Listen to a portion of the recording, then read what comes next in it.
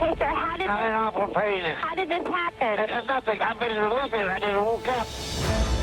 Love and money, two of the most powerful motivators of human behavior. Whether property or money, these two things lead to marriage. Nothing. She saw all the financial possibilities there, I believe. Which one is more important to your partner? She killed a very good, hard-working, loving man and father of 2 children for money. How to spot the early warning signs of the gold digger.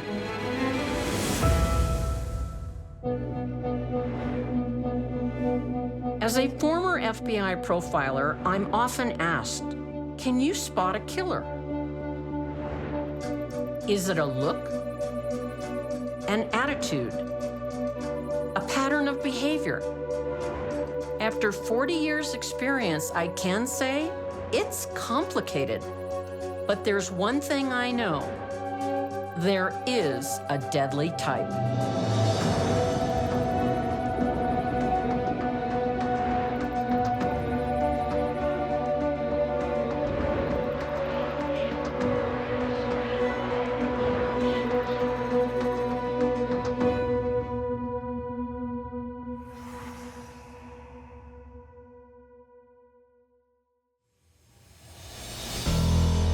Celeste Beard once lived the good life, thanks to her millionaire husband, Stephen Beard.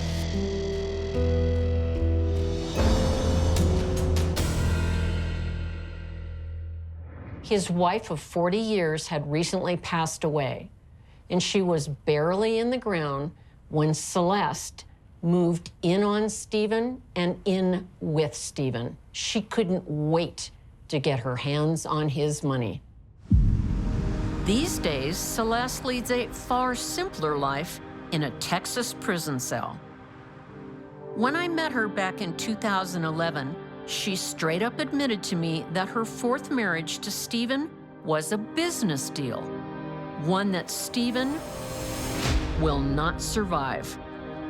Steve was quite a bit older than you. He was 40 years older. Since I was 18, I had always dated older men. Just the sex thing, you know, because... What do you mean, the sex thing? I don't know. It just wasn't, you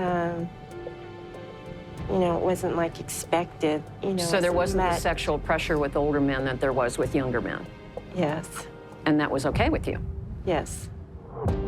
In 1993, 68-year-old Stephen Beard is a wealthy, retired TV executive whose wife just died of cancer. Celeste is a waitress at his country club. About 10 days after she died, I ended up moving in with Stephen. That's pretty fast. What was the reason for that?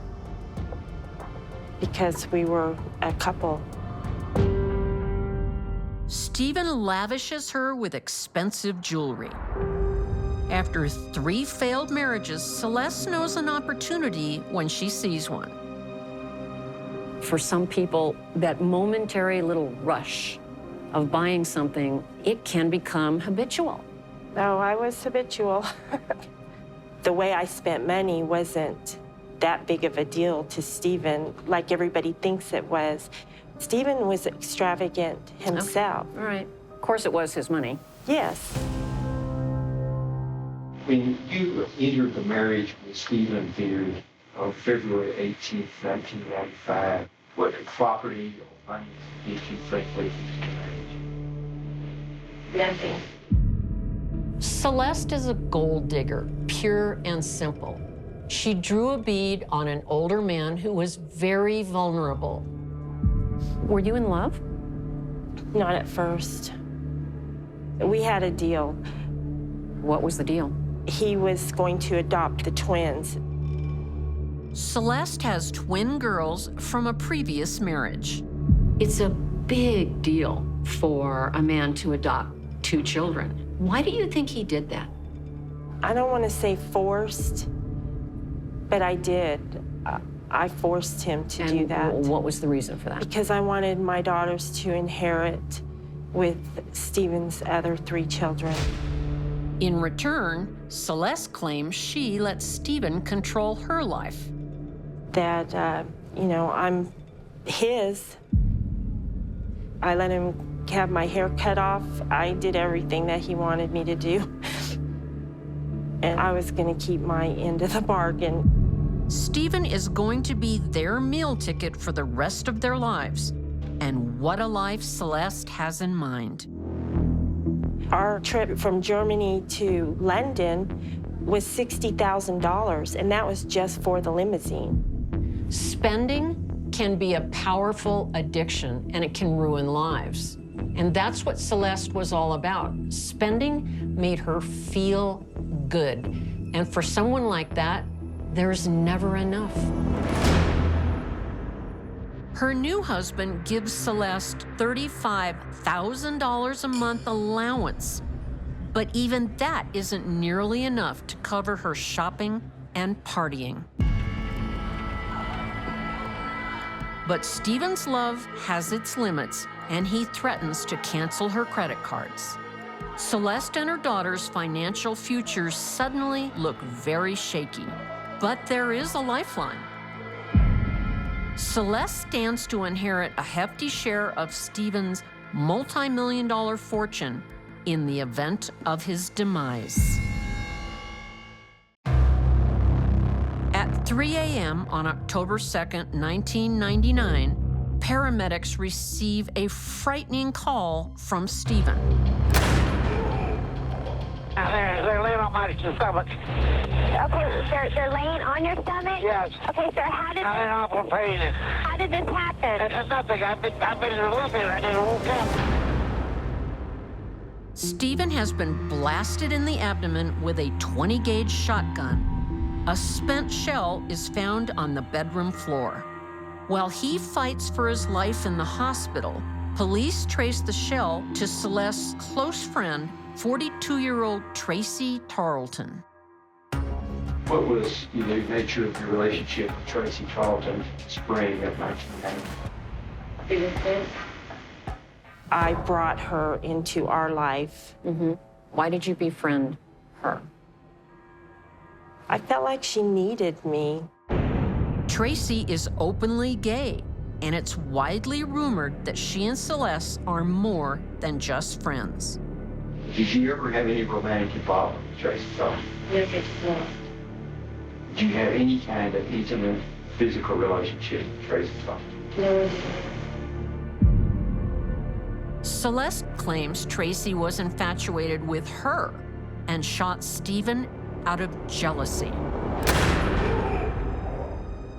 She became really obsessed with me. She was acting like a boyfriend that, you're trying to break off with. 4 months after the shooting, Stephen dies from an infection, and Tracy is charged with murder. After Tracy was arrested, she remained silent and would not cooperate with police or prosecutors. Almost immediately prior to Tracy going to her trial, a jail guard handed her a newspaper, said, "Hey, here's your girlfriend."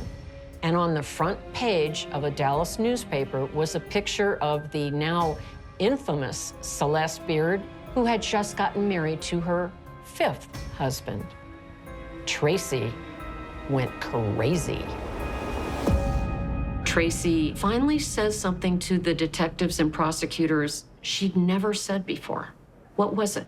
She said I asked her to shoot Stephen. She found out that I had remarried again. And after she finds out you'd remarried, then she starts telling prosecutors you put her up to it. Yes. Tracy shot Stephen because Celeste wanted her to. Tracy was in love with Celeste and thought, wrongly, Celeste loved her. When Tracy realizes she's been played for a fool, she turns on Celeste. Her damning testimony earns her a reduced sentence, and in 2011, she's released from prison after serving only 10 years. Celeste is sentenced to life. That deal with Steve didn't work out, Even her kids, whom she wanted to shower with Steve's money, turned against her and even testified against her at trial. Do you still see the girls? No, Have you seen them since then? no. That's a lot to deal with. Well, at first, I had a lot of anger because of the way they betrayed me. Did they eventually inherit a lot of money? Yes, millions. Millions. Is there anything you'd like to say to them? That I'm sorry that I wasn't the mother they needed.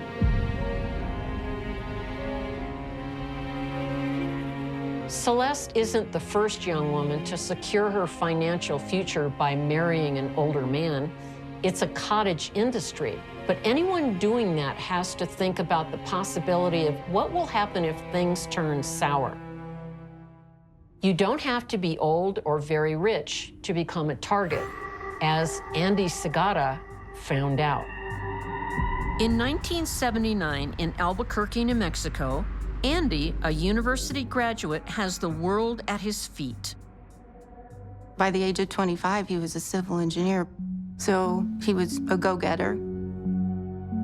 Andy's sister, Sue Chisholm, remembers a kind, successful young man helping her find her way at the university. He was there for me the first day that I arrived to show me the ropes of the university. He took me to all my classes. Andy's quite a catch, and 21-year-old student Lisa Baca wants to reel him in. She walked into the room and you knew she was there. Just, hey, look at me. You noticed the way she dressed, the way she just carried herself. Like to be the center of attention, definitely. After a whirlwind romance, in just a few months, Andy and Lisa are married. He just showed her off, you know. He was very much in love with her, I thought. Which was okay for me, you know, I would accept her too, if that's what he wanted. But it's not long before Lisa is demanding all of Andy's attention. All of a sudden, she's in the picture, and then he kind of started shying away. He wasn't going home to visits as much after he met her. And I was actually over to his apartment twice and only let in once. And it was because she wasn't there. This sets off an alarm in Sue's head. When a person starts isolating their partner from his friends and family so quickly, something bad is probably going down. Of course, we don't have to love the in-laws, but blocking them out completely is a danger sign. There was one time I called him and I said, "How you doing?" And he goes, "Wow, not great. Lisa's being unpredictable." I emptied out the dishwasher, and when she came home, it wasn't done right. So she took all the dishes out of the cupboard and threw them at him. And I said, "Why don't you just leave her?" And he said, "I couldn't do that to Mom and Dad." Family honor keeps Andy from seeking a divorce. But after just 9 months of marriage, they agree to a trial separation.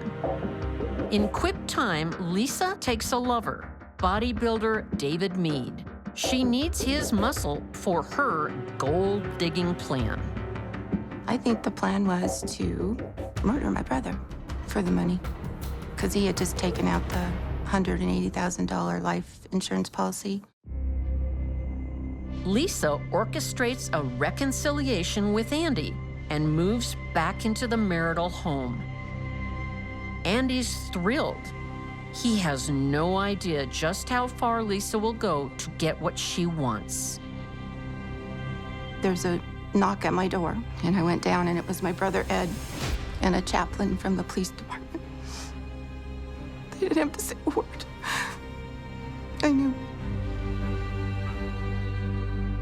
I knew. On March 30th, 1980, Lisa Segotta lures her husband to his office after hours. As they leave, a masked assailant attacks with a knife. He was in the Green Berets, so he was trained. The man is Lisa's boyfriend, David Mead, and he's underestimated his victim. Andy fights back. The coroner said that my brother stabbed him first. And then David freaked out and started just going in a frenzy. Lisa runs for help, making sure to take long enough for her accomplice to get away. She was running around trying to figure out where to go to call somebody, but she knew what she was doing. Lisa returns expecting to find her dead husband, but her lover is also lying there. David has been seriously injured during the fight. I believe she was just in shock. Her story of a random attack is blown. Lisa quickly shifts to plan B and claims David is a jealous ex-lover who acted alone. She's already processing what comes next and how is she going to save herself. It was all about her. She had to take care of herself. Lisa is preparing to collect her husband's life insurance payout, but her gold digger dream is doomed from the start. The police soon discover the killer couple is seen buying the murder weapon.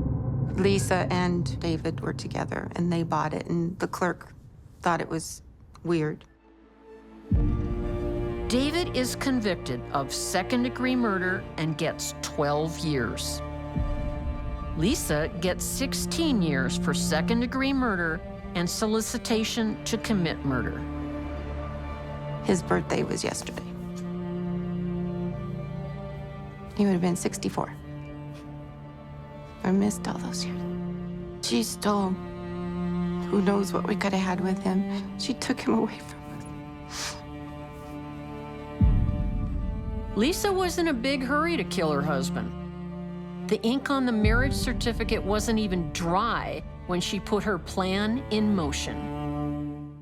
If you care about money that much, you could be a danger to society and certainly won't make a kind and loving partner.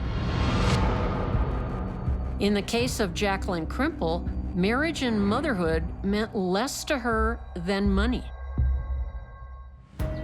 Rich Hill, Northern Ireland, June 20th, 2004, Jacqueline Crymble makes a desperate emergency call. Intruders have tied her up and kidnapped her 35-year-old husband, Paul. His best friend, Jim McFarland, describes him as a gentle soul without an enemy in the world. Paul never had anything bad to say about anybody. That's one thing about his character. He always had that, always seen the good side of people. Just 2 years earlier, Paul and Jacqueline and their young son and daughter moved to the small country village. Jacqueline soon earns a reputation, a bad one. Jacqueline was always wanting to be center of attention and always the loudest voice in the room. She's gone out every other weekend by herself. He's at home babysitting the kids and stuff. Paul is one of the few people in the village who does not know his wife has taken a young lover, 27-year-old Roger Ferguson. Paul was more naive with girls and stuff, you know. He always tried to give them the benefit of the doubt. So that combined with her overpowering personality, if it wasn't balanced, you know, she was too strong a character for him. Jacqueline isn't just unfaithful to Paul. She openly jokes about cashing in his $450,000 in life insurance policies. A few times Jacqueline had said to Paul in front of people, "You're worth more to me dead than alive." But nobody took it seriously because we knew, like, obviously Paul had insurance policies and he had a good job which had insurance as well. But you just assume it's her trying to be the center of attention again. When you hear somebody repeatedly talking about killing another person, you've got to do something about it. You've got to report it. Unfortunately, a life insurance payout gives people like Jacqueline Crymble deadly ideas. They see their partners as bank accounts just waiting to be drained. On June 19, 2004, the night before Father's Day, Jacqueline is being unusually attentive. She books a special dinner at the local pub, promising Paul a night to remember. She organised the children to stay with Paul's mother and then arrange a night out for him. The date night comes at a time when Paul had confided to his friend he wants to end the marriage. I can remember him specifically saying that he wanted to figure out a way of parting company with Jacqueline, like going to a solicitor and seeing what his options were, etc. But Paul never gets the chance. CCTV footage captures Jacqueline and Paul leaving a bar at 1:23 a.m. Minutes later, as he enters the front door, he's ambushed. His assailant is Jacqueline's lover, Roger Ferguson. Between them, they beat and kick Paul senseless. They cut off his air supply with a plastic bag. Jacqueline told Paul he's worth more dead than alive. Now she makes it come true, so she can cash in his life insurance policies for a new life with her lover. Insurance companies aren't that stupid. They don't write big checks to beneficiaries that were murdered. They do their own investigation. Time after time, greedy people think that's all there is to it, but they almost always get caught. Roger drives the body away in the family car and dumps it on an isolated road. Jacqueline stages a robbery and then ties her hands together to play the victim. The scene is set. She calls the police. When Jim McFarland hears the news from a police officer, he immediately suspects Jacqueline. I said to him without any hesitation, she's got something to do with this. Straight up, I know it. Because this guy's too nice, doesn't do anything wrong. She's definitely got something to do with this. Jacqueline was giving out enough signals for her victim's best friend to connect her to the crime.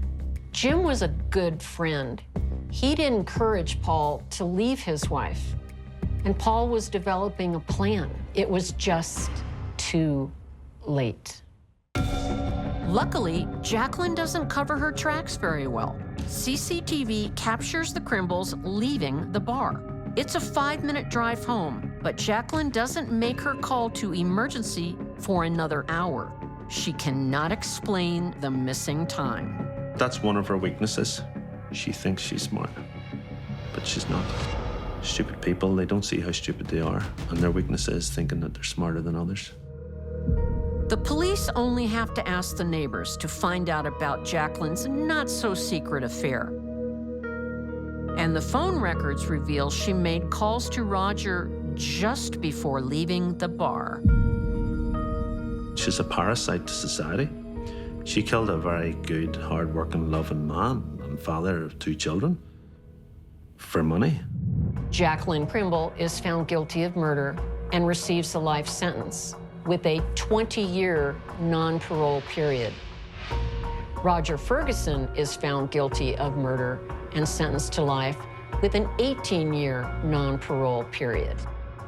In these 3 cases and many others I've studied, love and money rarely live peacefully together.